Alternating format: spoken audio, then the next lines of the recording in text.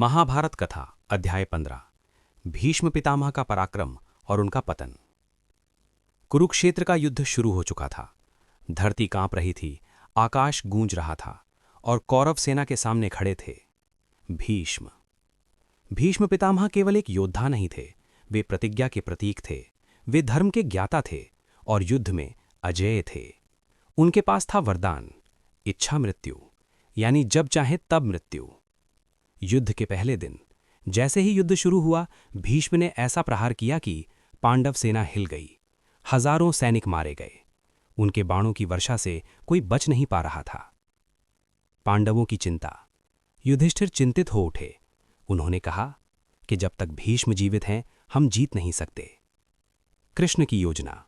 तब कृष्ण ने कहा कि भीष्म धर्म के पक्ष में हैं, लेकिन वे कौरवों के लिए लड़ रहे हैं, इसलिए हमें उनकी कमजोरी ढूंढनी होगी।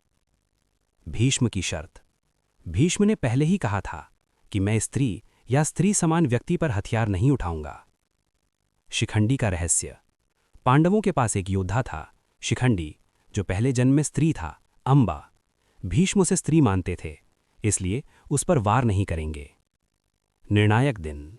10वें दिन कृष्ण ने अर्जुन से कहा कि आज ही समय है।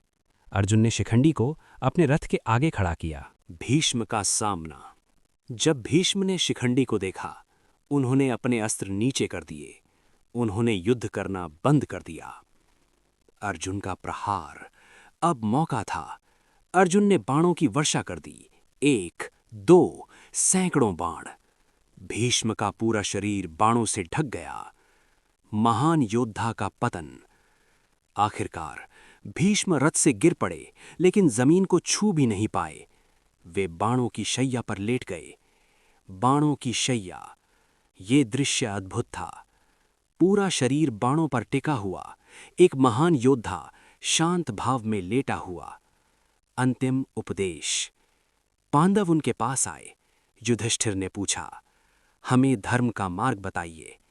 भीष्म ने उन्हें राजधर्म, जीवन का ज्ञान, नीति सब सिखाया। मृत्यु का इंतजार। भीष्म के पास वरदान था, इच्छा मृत्यु। उन्होंने कहा, मैं उत्तरायण आने पर ही प्राण त्यागूंगा, और वे वहीं बाणों की शैया पर पड़े रहे। युद्ध का असर। भीष्म के गिरते ही कौरव सेना कमजोर पड़ गई। दुर्योधन चिंतित हो गया। अब युद्ध का संतुलन बदल चुका था।